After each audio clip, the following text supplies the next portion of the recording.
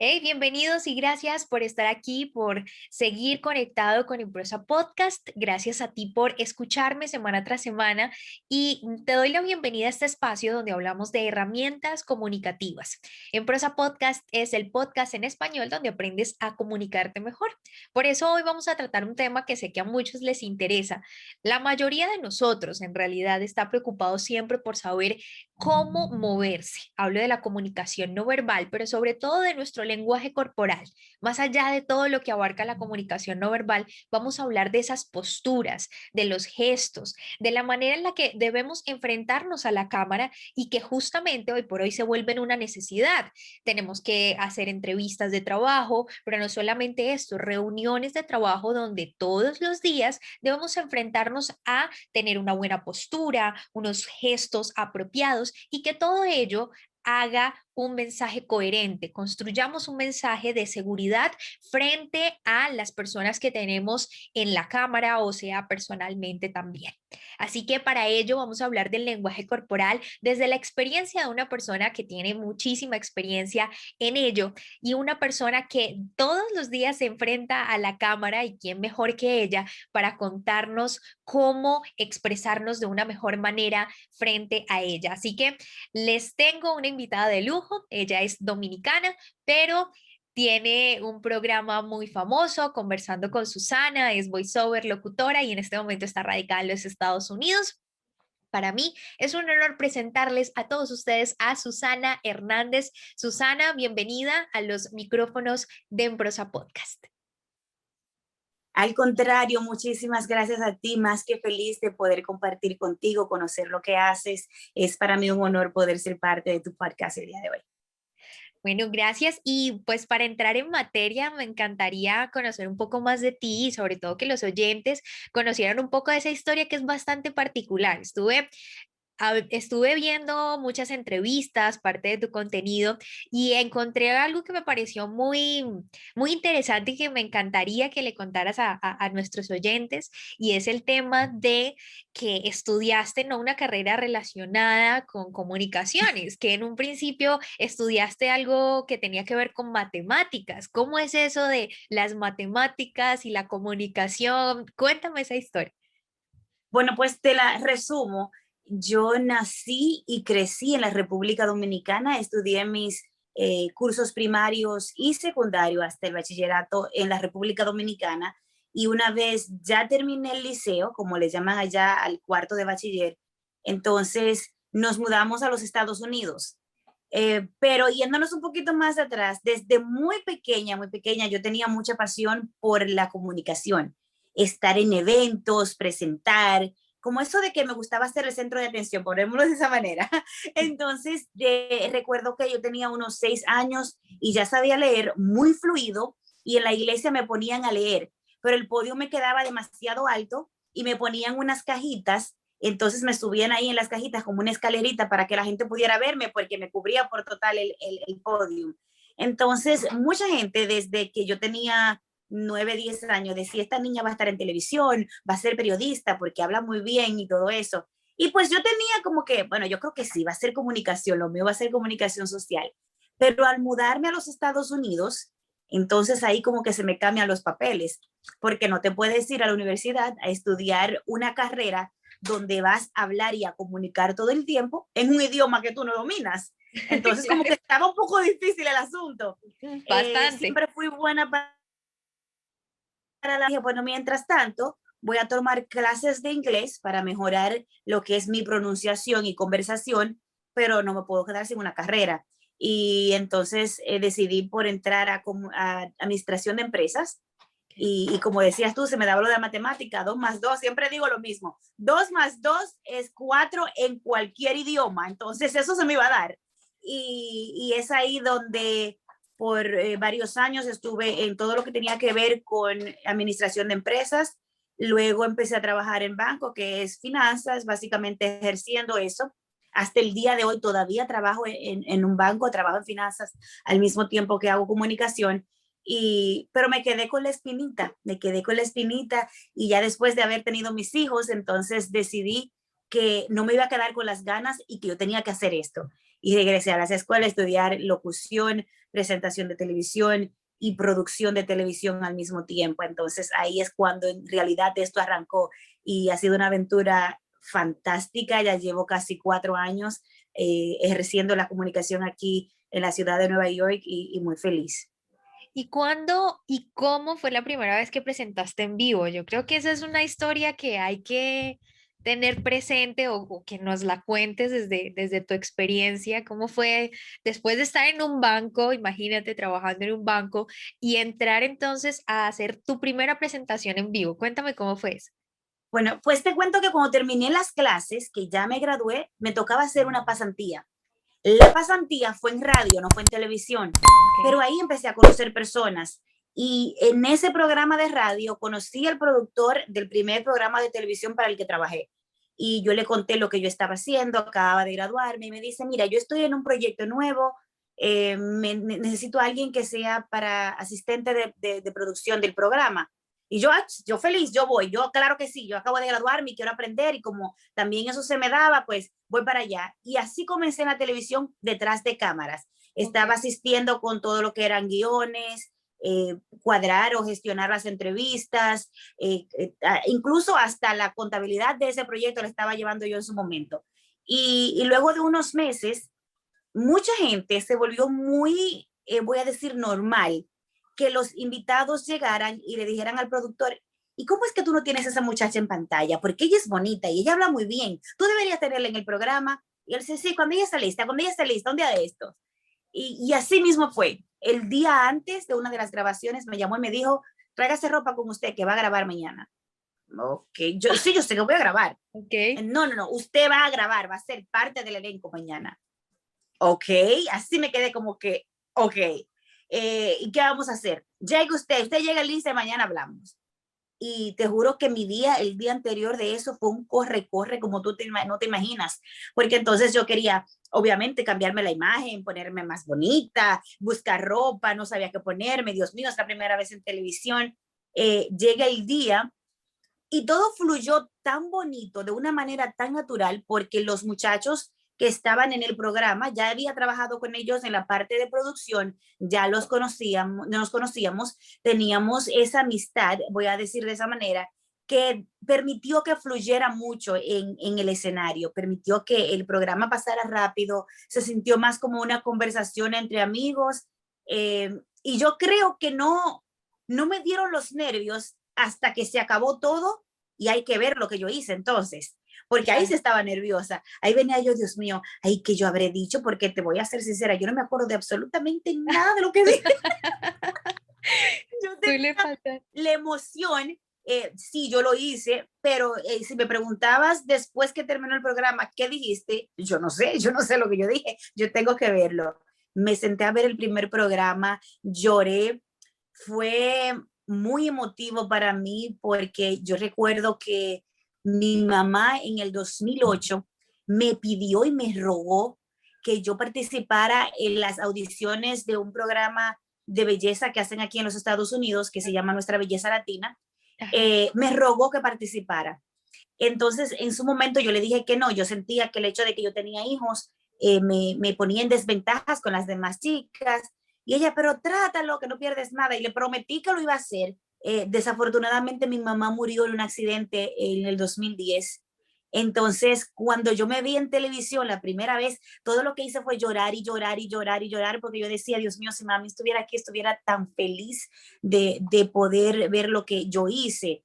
Y hasta el día de hoy te juro que hay días que tengo eventos o que tengo alguna presentación y me da mucha nostalgia porque son cosas que yo quisiera poder compartir con ella, que yo sé que ella soñó con que yo hiciera eso y no tuvo la oportunidad de verme. Yo espero que donde sea que esté orgullosa de lo que estoy haciendo porque lo hago siempre, siempre pensando en ella. No, y así es, de seguro que sí. Yo creo que la mamá esté donde esté siempre será un motor y una persona que impulsa siempre lo que uno quiere hacer. Yo no he escuchado la primera mamá que le diga a uno que no logre No, sus sueños o que no va a ser capaz. las mamás puede que digan, bueno, no tiene tantas habilidades, pero no importa, ella es la mejor para mí, lo va a hacer y todo. O Sí, sea, sí, es eso es verdad que así, sí. eso es una realidad. Y ya cuando estás en el tema de, digamos, ya pues estás en el tema de presentar en vivo y todo, ¿cuál fue o cuál ha sido el mayor reto para ti estar en una cámara enfrente de, pues que tú sabes que en ese momento no estás enfrente de muchas personas, pero sabes que te van a ver muchas personas? ¿Cuál ha sido el mayor reto que has tenido?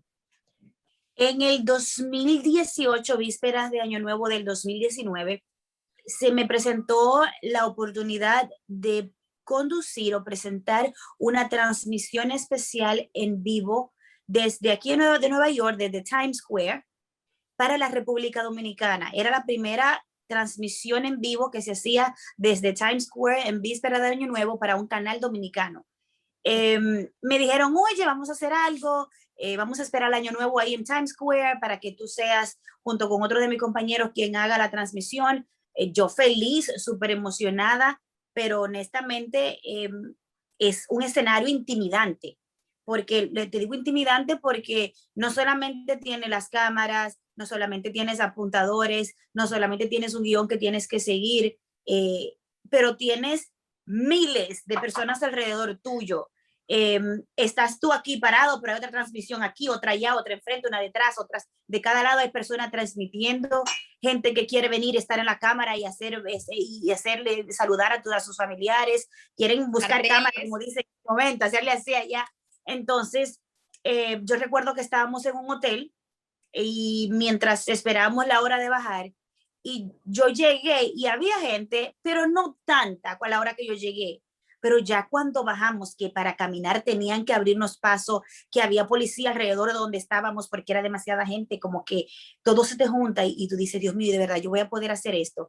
Y fue una experiencia, yo creo que de todo lo que he hecho, una de las experiencias que ha sido el mayor reto, pero también la más satisfactoria. Eso me convirtió en la primera presentadora dominicana en hacer una transmisión en vivo desde Times Square para la República Dominicana y eso obviamente no se va a olvidar nunca. No, claro que no, y además que eso es lo que yo te decía, o sea, realmente ese tipo de retos, porque yo siempre he trabajado en radio, pero sé lo que exige estar en televisión. Cuando he estado en televisión, a pesar de que sé que nadie me está viendo, está todo este tema de que sabes que si le embarras es en vivo, sabes que no te puedes equivocar porque tienes que tener mucho control de ti misma. Y hablando ya, digamos, del tema de, sobre todo del tema del lenguaje corporal, de la postura, de cómo tengo que verme frente a una cámara, ¿quién mejor que tú para responder esta pregunta que muchas de las personas del podcast me hacen? Y es que si tú crees que es importante el tema de aprender a dominar el lenguaje corporal, o más bien crees que es mejor que fluya y que cada quien tiene su estilo. Tú que ya Yo, has tenido la experiencia, ¿qué yo opinas? creo que lo más importante en esto es ser auténtico, ser tú. Creo que eso marca la diferencia, hace que las personas conecten más contigo, te recuerden. Entonces, llegas a un punto en el que tú te vas a ver muchas veces y vas a empezar a notar cosas. Por ejemplo, yo tengo una manía, porque lo voy a decir así, tengo una manía que levanto una de mis cejas mucho. Entonces, es algo que he trabajado, que he tratado de controlar, pero que es muy yo. Entonces, la gente sabe que yo soy muy expresiva en cuanto a mis rasgos faciales y ademanes. Entonces, mis expresiones faciales son muy expresivas. Pero creo que eso también te crea a ti una identidad. Tú no puedes pararte enfrente de un público a animar un público sin ningún tipo de energía, porque entonces no estás transmitiendo nada. Es ser uno, hay que controlar las emociones más que nada, creo. Cuando logras controlar tus emociones, entonces también vas a controlar tus gestos faciales y vas a crear tus ademanes, incluso hasta tu postura. Tienes que entender y conocer el público, si lo estás haciendo en vivo en frente de un público, o simplemente saber qué tipo de contenido es que se busca transmitir y qué emociones quieres transmitir. Pero lo más importante siempre es ser uno. Si yo soy bullosa, yo voy a ser bullosa en todos lados. Bueno, eso es cierto, sí, hay que demostrar mucha la esencia de uno. Creo que tiene que Sí, estar plasmado en cada momento en el que tú hablas. Igual pasa en la radio, el tema es que como no te están viendo, el tema del lenguaje corporal, tú puedes estar haciendo acá un movimiento con las manos, que eso al final en el micrófono no suena. pero Pero, la proyección de tu voz dice mucho en la radio. Tienes que claro. proyectar la voz.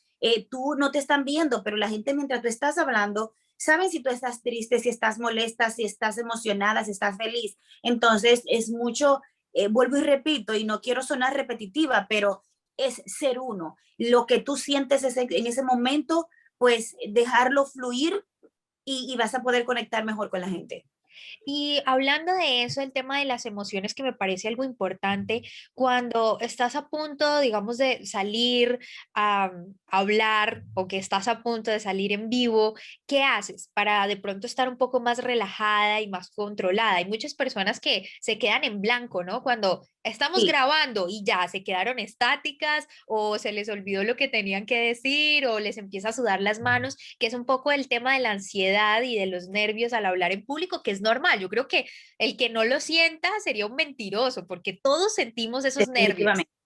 ¿Qué Yo puede? creo que lo más difícil de cualquier presentación son los primeros 30 a 45 segundos.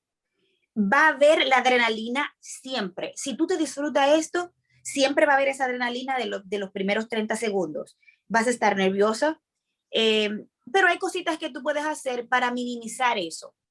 Es normal que sientas ansiedad, es normal que dependiendo del evento donde estés sientas nervio, sientas presión, porque depende. Yo hago maestrías de ceremonia, que es un poquito más diferente porque tienes un público todo el tiempo en el frente. Claro. Entonces, en ese caso en específico, es mucho más común que tú tengas miedo, que tú sientas nervios, que tú sientas ansiedad. Entonces, hay que prepararse. Tienes que prepararte y eso va a ser la clave. Cuando tú vas preparado a una maestría de ceremonia, a un programa, a una intervención, vas a tener los nervios del inicio, pero tú estás confiado en lo que en tu preparación. Entonces, sí, vas a tener nervios los primeros 30 segundos, pero luego las cosas van a fluir, se van a calmar y simplemente se van a dar. Entonces, creo que es más que uno tratar de controlar los nervios, es la preparación previa al evento, a la presentación, a lo que sea que vayas a hacer. Eso que acabas de decir es supremamente importante porque la gente a veces cree que porque se te da o se te facilita hablar en público, el hecho de hablar o de estar frente a una cámara, eso es solo para pocas personas, como que tienen dones especiales o habilidades. Y lo cierto es No, que detrás de cada presentación hay una preparación previa, o sea, tú no puedes salir a hablar, no, pues lo que surja, vamos a ver qué sale, no. Incluso las personas que hacen esto es porque ya tienen una preparación de muchos años, de mucha experiencia que se les facilita improvisar, pero de alguna manera es necesaria la preparación. Y con respecto a esa preparación, digamos, tú te entrenaste para, digamos, la postura en televisión, el lenguaje corporal, todo esto, o simplemente, como dices, fuiste tú en cada presentación, porque sé que hay muchas técnicas, sobre todo que la postura, que cómo debes pararte, cómo debes sentarte, todo este tipo de cosas y más pues si estás en una presentación en vivo. El tema de maestra de ceremonia obviamente cambia, pero cuando ya estás presentando en vivo un programa, sé que la postura debe ser siempre que hacia atrás, todo este tema. ¿Tuviste una preparación y si lo tuviste, cómo fue?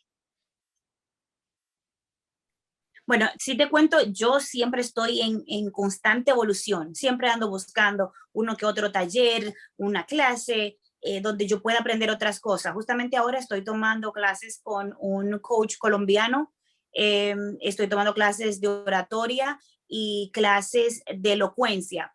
Y en esa, una de las clases tiene que ver mucho con la postura y los gestos ya de ademanes, ese tipo de cosas. Entonces, sí, vale la pena porque nos descuidamos mucho cuando nos relajamos, porque aquí está, yo entro toda emocionada, preparada, derechita, hermosa, preciosa, toda presentación en televisión, ¿verdad? Pero cuando te relajas, vamos a suponer te sientas, tiendes a soltar la postura porque te relajas y te olvidas. Sí. Entonces, si eres una persona que tiene como diríamos en un lenguaje coloquial dominicano, la real cuerpa. No importa cómo tú te sientes o cómo tú estés parada, por lo general te vas a ver bonita y esbelta y elegante, ¿no? Pero si, como yo, en mi caso, que no tengo el tamañazo, como diríamos, que mido 6'3" o 6'2", o que soy muy delgada, entonces tengo que tener mucho cuidado con eso, tengo que conocer cuáles son mis mejores ángulos, porque la televisión también no es que uno quiere sonar a lo mejor creído, pero la televisión también es imagen. Entonces, quieres Claro. cuidar eso, quieres mostrar seguridad. Una persona que se para frente a una cámara y está con los hombros hacia el frente, mirando al piso, o se ve inseguro, se ve nervioso. Entonces, tienes que pararte de una manera derecha, como dices tú, con los hombros hacia atrás, siempre mantener tu micrófono en la mano en el frente, y yo digo que esa es la posición de batalla, siempre todo el tiempo ese micrófono en el frente, no se mueve aunque tú no estés hablando. Y eso te va a ayudar también a controlar tu postura porque sabes que tienes que estar lista.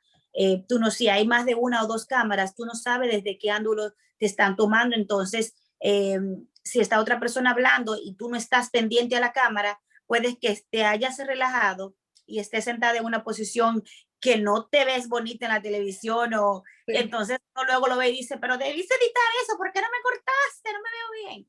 Entonces es muy importante estar claros que no es por vanidad, pero esto es imagen y hay que cuidar con lo que uno proyecta en la televisión también.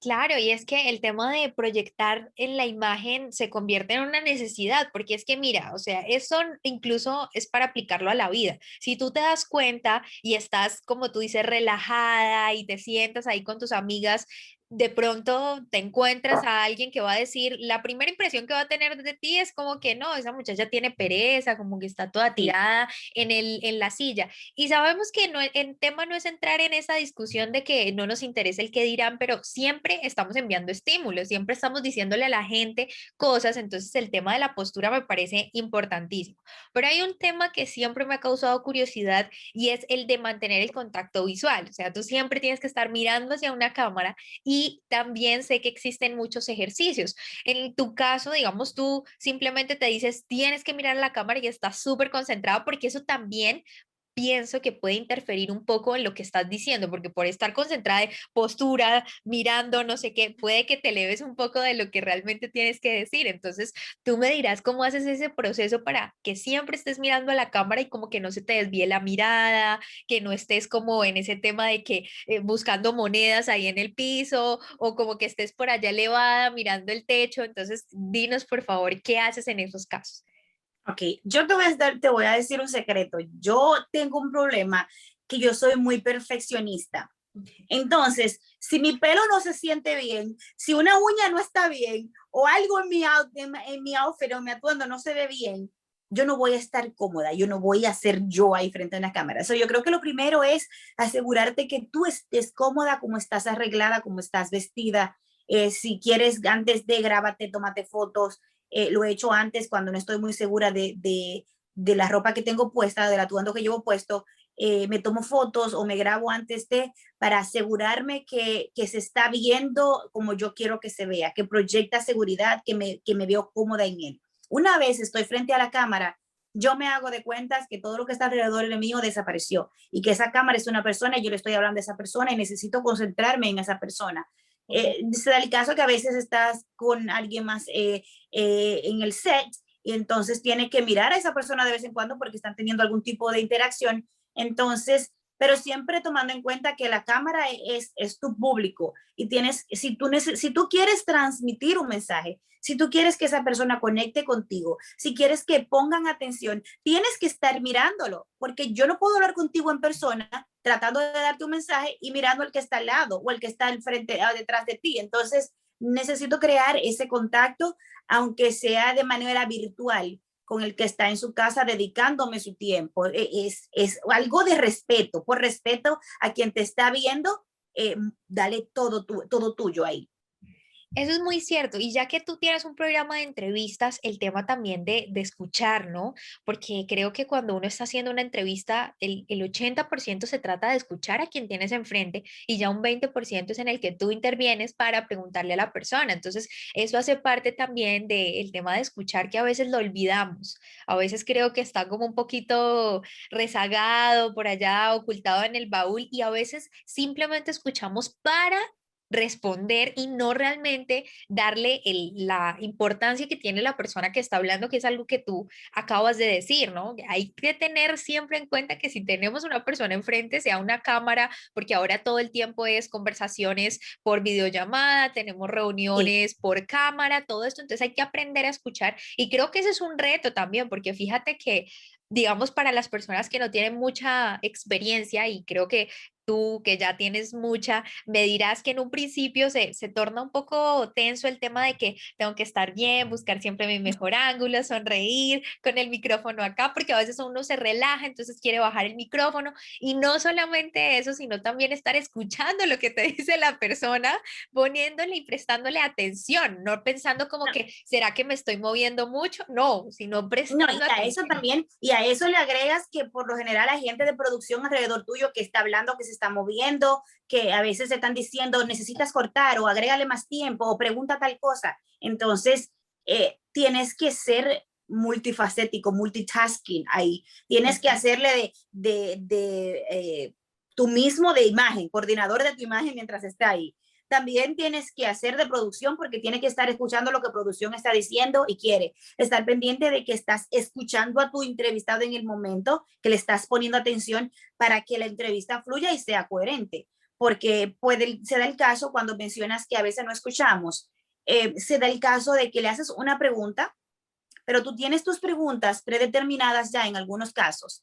Entonces, haces una pregunta, el, la persona que está ahí, el invitado, te contesta, pero te contesta de una manera que, como dicen por ahí, estos open-ended questions, que tú le haces unas preguntas y no es un sí o un no, te va a contar una historia, te va a dar detalles de algo y por lo general, en ese caso, eso conlleva a otras preguntas. Claro. Y cuando, vamos a suponer, yo te digo, yo me fui a Miami a estudiar, pero no estudié comunicación, lo que estudié fue en administración, no te doy más detalles. Entonces, el que te está viendo y el que está viendo la entrevista se va a quedar, ok, pero porque ella no le preguntó por qué no hizo comunicación si eso era lo que ella quería. Pero yo no estaba escuchando a esa persona. Yo estaba pendiente a que él terminara de darme una respuesta para hacer mi próxima pregunta. Entonces hay que estar muy concentrado tratando de uno siempre ponerse en el lugar del otro y entender que, ok, yo estoy haciendo un trabajo, necesito guiarme a lo mejor por algunas directrices que me hayan dado, pero también aquí hay una conversación. Tengo una persona al lado que no vino a responderme como un robot. Tengo que escuchar y dejar que fluya la conversación para que se dé una entrevista amena que las personas quieran seguir escuchándola o viéndola en el caso de la televisión. No, totalmente. Y creo que es ahí, obviamente el tiempo de televisión vale oro y por esa razón a veces siento que el entrevistador también cae en ese tema de que, bueno, rápido, no ahondo mucho, yo tengo unas preguntas preparadas, pero creo que en realidad lo más bonito de una entrevista es cuando logras encontrar la esencia de ese personaje, ¿no? Y ese se Uh convierte -huh. realmente en el reto. O sea, tú que tienes conversando con Susana, creo que esa, digamos, es el interés, digamos, de una persona escuchar tu entrevista y no cualquier otra, porque mira, o sea, a veces hacen las mismas preguntas todo el tiempo, Sí. entonces cae uno en el cliché de que cómo empezó la música o de que cómo empezaste en la televisión y de ahí no salgo, sino que hay que lograr que el entrevistado logre como sacar esto y ahí es donde uno también puede empezarse a relajar y todo el tema de lo que Sí. estamos hablando y puede caer en ese pecado grave del tema de las entrevistas y es no dejar como que su invitado florezca, Sí. nazca en cámara, nazca para la gente. Tú sabes que esto de la televisión, la radio, las maestrías de ceremonias, es para la gente que le gusta el protagonismo, pero que entiende que no va a ser el protagonista. Porque cuando tú tienes un programa, tú lo haces porque te gusta el protagonismo, pero el que viene a tu espacio es el protagonista. Cuando tú vas a hacer una maestría de ceremonia, los que van a hablar, los ponentes, son los protagonistas. Tú estás allí como quien dice de adorno para mantener el asunto fluyendo. Entonces sí, nos gusta el protagonismo, pero no somos los protagonistas y muchas personas no logran dividir eso o entenderlo. Entonces ahí es cuando sientes que no fluye, que no deja hablar al entrevistado, que es que a lo mejor en una entrevista que está haciendo con otra persona y la persona le da un detalle, entonces tú empiezas a escuchar al entrevistador contando sus propias anécdotas y sus propias historias. Cuando le preguntas, mira, ¿y cómo te fue tal día? Ah, yo también pasé por eso, mira, ¿te recuerdo? Entonces, espérame, no es de ti que estamos hablando, estamos conociendo a otra persona. Tú estás aquí para hacer entrevistas, para hacer las preguntas, limítate a eso. No es para conocerte a ti. Y a mucha gente se le hace difícil. Totalmente, es que los espacios, es que esto que estamos hablando se resume a nuestro día a día, porque es que las entrevistas son una conversación normal.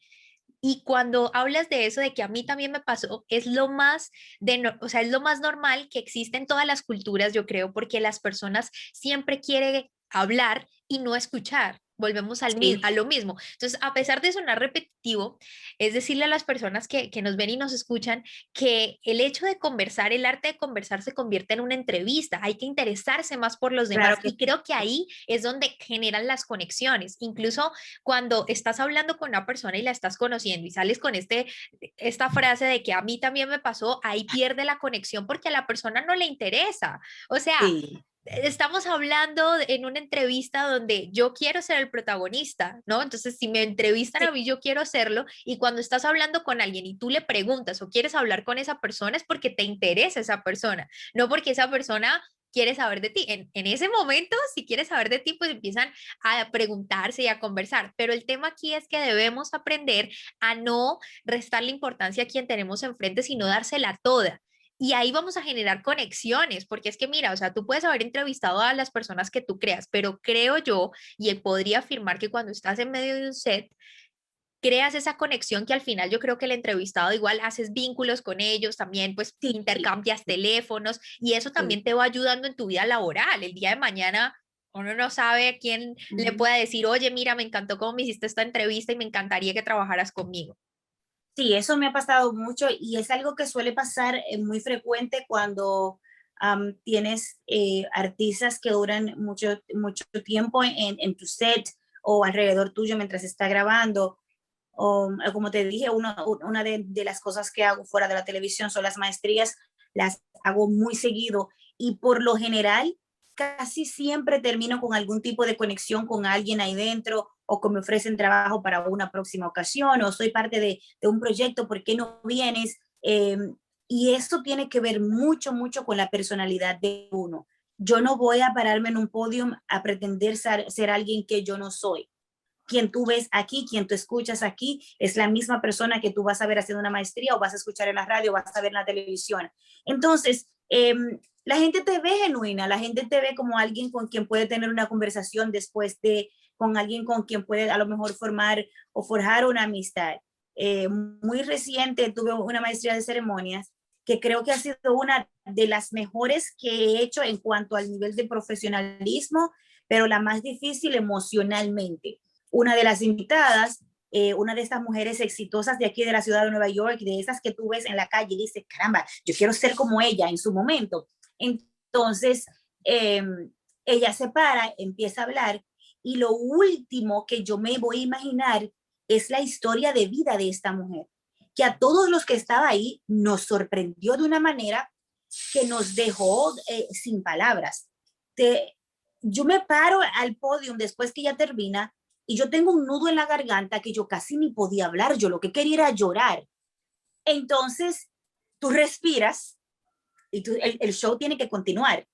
Y, y a veces uno no quiere mezclar los sentimientos con ese tipo de cosas, pero en su momento mi manera de salir de ahí fue expresándole a ella lo que yo sentía, mi admiración y mi respeto por cómo ella había salido de esa situación y lo que se ha convertido hoy. Hay personas que te marcan y eso te pasa cuando tienes historias de personas que las conoces por encimita, como dicen, que han dado a conocer a lo mejor solamente su lado profesional y no conoces su parte personal. Y un día, de la nada, deciden compartirlo y tú te quedas como que, ¿qué pasó aquí? Entonces, eso me pasó recientemente.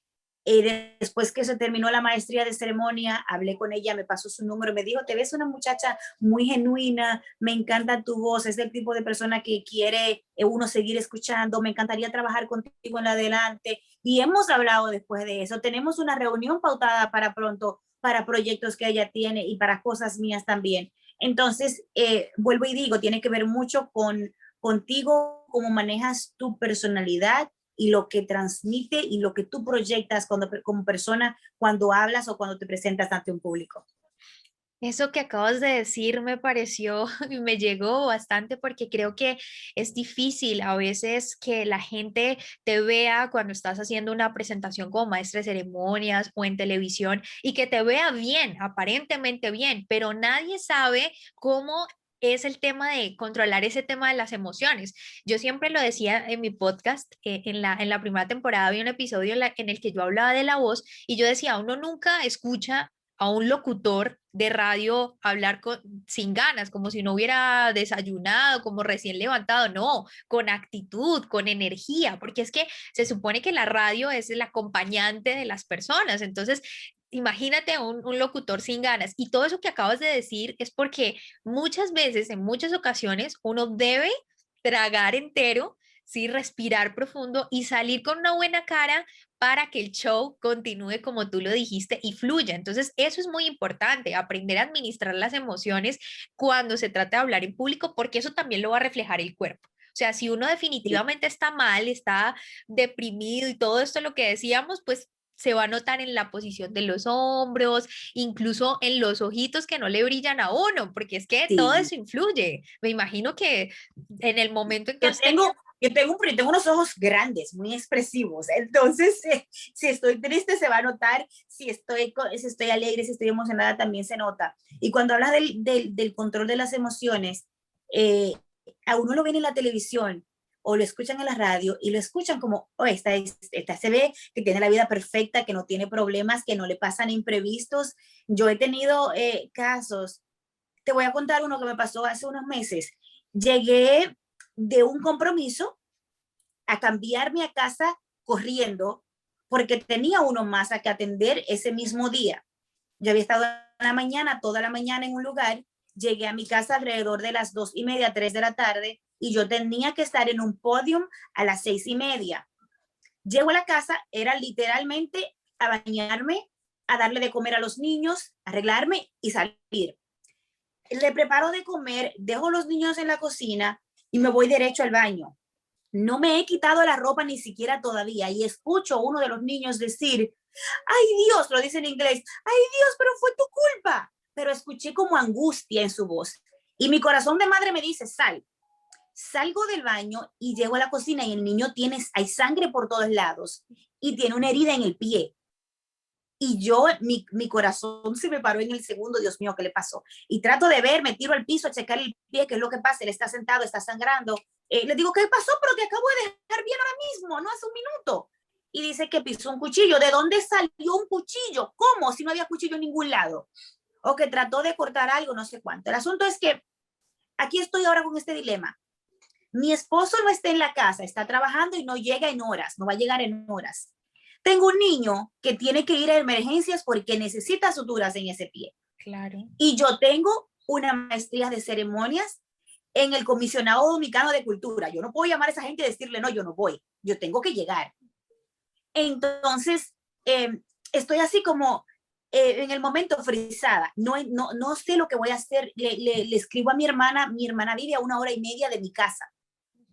Entonces, dice mi hermana, si es lo que yo salgo, no te da tiempo de llegar a tiempo como quiera al evento que tienes que ir.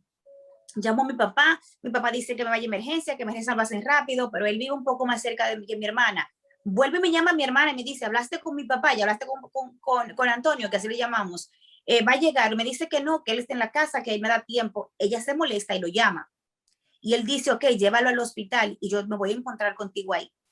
Te cuento lo que yo hice. Yo calmé a mi hijo, le expliqué que iba a estar todo bien, le puse gasas en la herida y le dije, yo necesito que tú te aguantes esto aquí para que no siga sangrando, pero mami tiene que maquillarse porque mami tiene un compromiso.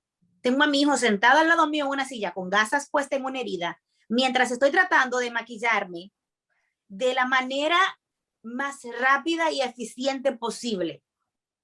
Agarró una bolsa con el vestido que me iba a poner porque no puedo llegar con todo este maquillaje y un traje a una emergencia con un niño. Claro. Salgo a emergencias ya maquillada, con el vestido en una bolsa, el niño en la mano y esperando a mi papá allí. Y el tiempo corriendo, no nos llamaba, mi papá no llegaba, a mí me estaba matando los nervios. Yo decía, Dios mío, ¿qué va a pasar hoy? Yo voy a quedar mal, yo no voy a llegar a tiempo. Le dejo saber a los organizadores lo que está pasando, que estoy en emergencia, que estoy esperando a alguien que voy a llegar. Mi papá eventualmente llegó, le dije, yo no te voy a dar detalles, ya yo firmé un papel que tú te puedes quedar aquí y cualquier decisión que haya que tomar, ya tú estás autorizado para tomarla, me tengo que ir. Y llegué al lugar faltando unos 15 minutos, 10 minutos para el evento. Por lo general uno llega una hora antes para probar sonido, para checar que, repasar guión, que los invitados estén. Llegué, llegué con la adrenalina 1000, con las emociones a millón, porque como madre yo acabo de dejar a mi hijo en un hospital para cumplir con un compromiso. Claro.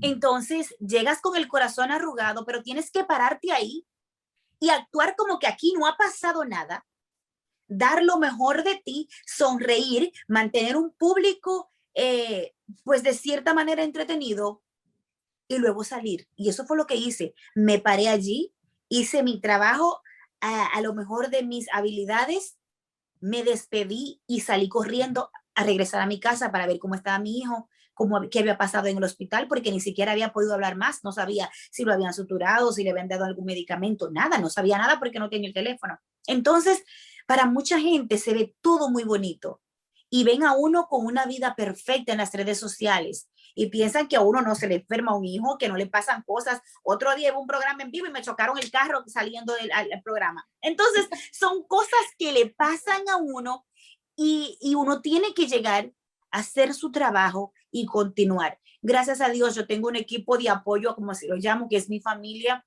mi esposo, que aunque nunca esté en cámara porque no le gusta estar en eventos, se asegura de que yo llegue a tiempo, de que si tiene que salir, le ha tocado salir a una tienda a buscarme una ropa y traérmela, o llegar con otro vestuario a un lugar donde yo estaba porque no me da tiempo a venir a casa.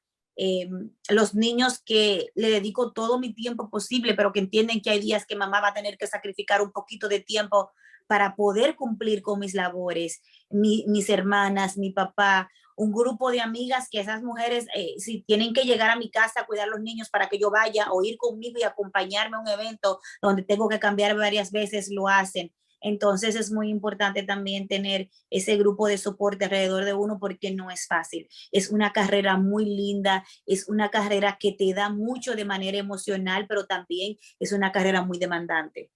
No, y es que después de todas estas cosas que nos has contado, creo que, bueno, a veces uno pasa mucho que se confunde, ¿no? El tema de que el 90% de lo que uno sube a redes sociales es la parte que corresponde a su 10%, podría decirlo yo. ¿Por Sí, qué? sí. Porque uno pone la foto en la que se ve bonito en el momento, pero uno no sabe después detrás de esa foto qué tanta historia hay.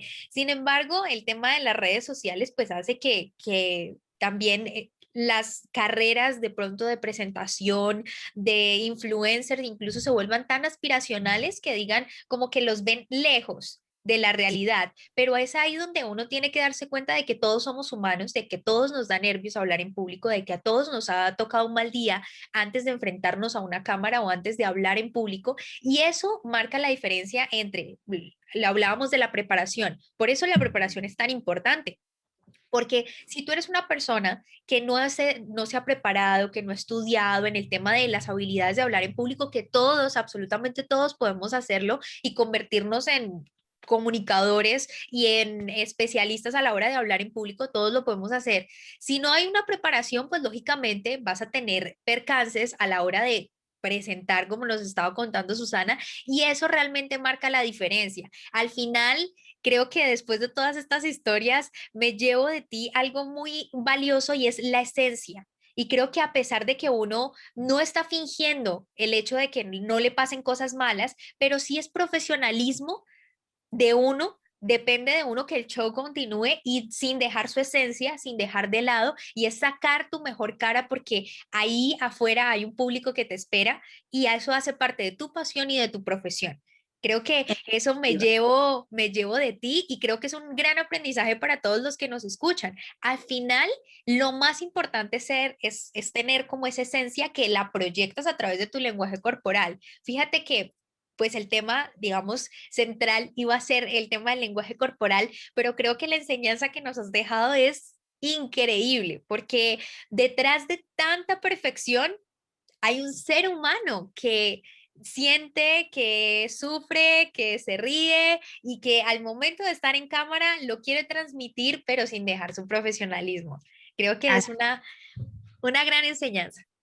Definitivamente, vuelvo y repito, esto de estar en los medios, el arte de la palabra, el comunicar, es un don, pero un don que tienes que cultivar, al que debes dedicarle tiempo, hay que mejorarlo, siempre hay espacio para aprender cosas nuevas, para mejorar técnicas, teniendo siempre en cuenta que te debes a un público, que lo que tú haces, aunque no te lo digan, influye en otras personas. Muchas personas ven lo que tú haces y quieren ser como tú o quieren verte como tú o te admiran por el simple hecho de ser tú. Entonces, qué bonito es que lo que admiren eres tú en realidad y no una imagen que estás vendiendo en redes. Porque todos, como dices, mostramos la foto linda. Claro, yo no me voy a parar de la cama y voy a subir una foto, aunque lo he hecho antes en las historias. Sí, les subo la foto para que vean cómo amanecí del cansancio. Pero creo que todos cuidamos mucho la parte también estética de tus redes sociales. Quieres mostrar cómo te ves arreglada, quieres mostrar tu mejor trabajo, la mejor versión de ti. Entonces, hay que tener siempre en cuenta que si quieres llegar a alguien y quieres inspirar a alguien, que sea de una manera genuina, que sigan y que admiren y se enamoren del tú real, no de lo que andas pretendiendo en redes sociales. Y esa es mi meta, es conectar con la gente siendo yo. Ya saben ahí por ahí que soy muy expresiva, soy muy, como dirá mi país, muy bullosa, soy muy alegre, soy de mucha energía. Sí, tengo mis días malos, hay días que pasan cosas, que uno está triste, que uno se molesta, que uno se frustra, porque hay cosas que le pasan que también suelen ser frustrantes, pero siempre, siempre, siempre apegándome a mis valores, apegándome a mi esencia, apegándome a dar lo mejor de mí y que la gente pues esperemos lo vea así y lo aprecie. No, claro que sí. Después de esta entrevista estoy segura que conocieron un poquito más de ese lado humano de Susana, que no es tan perfecta como la ven en televisión. Es un ser humano de carne y hueso, pero es una persona que lo muestra, que tiene su esencia y que no se la roba por pretender ser, que no quiere pretender, quiere ser y quiere conectar con ustedes. Y por eso me encantaría, Susana, que nos dijeras dónde te podemos contactar, la gente que de pronto quiere adquirir tus servicios, conectar contigo, ¿dónde puede hablarte? Bueno, pues esta soy yo, Susana Hernández, soy locutora, maestra de ceremonias, también voz comercial y voz en off, hago voces en off. Me pueden encontrar en las redes sociales como Susana Hernández TV en Instagram, de la misma manera en Facebook. Para asuntos comerciales y contrataciones tengo un teléfono directo que es el 347-734-2116. Laboro en el área de Nueva York, pero cualquier trabajo que se pueda hacer de manera pues distante, a distancia también lo hago, trabajo con clientes en la República Dominicana, he tenido la oportunidad de trabajar con personas también en México. Para los que quieren seguir lo que hago en Conversando con Susana, cada semana compartimos nuestro contenido en nuestro canal de YouTube que se llama de la misma manera Conversando con Susana. Ahí van a poder ver algunas de las entregas que hemos tenido y de vez en cuando estaremos subiendo blogs, estamos preparando algunos, no hemos subido, pero estamos preparando preparando un poquito más de mi día a día. Yo estoy hablando contigo a esta hora, pero ya mi día ha pasado de todo, ya yo anduve yo no sé cuántos lugares y todavía tengo 2 compromisos más esta tarde, así que yo no paro, siempre estoy en movimiento y estoy para servirles y me encantaría poder conocerles también a través de las redes sociales.